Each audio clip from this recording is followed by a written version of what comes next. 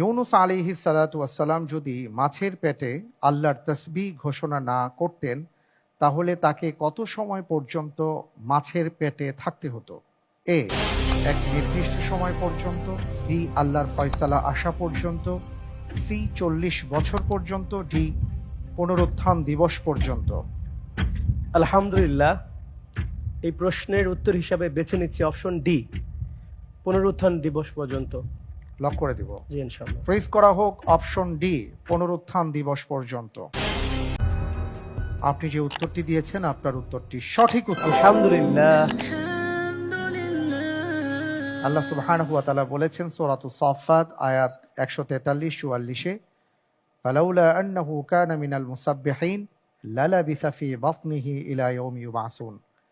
যদি তিনি আল্লাহর তাসবিহ পাঠ না করতেন, তবে তাকে পুনরুত্থান দিবস পর্যন্ত মাছের পেটেই থাকতে হতো।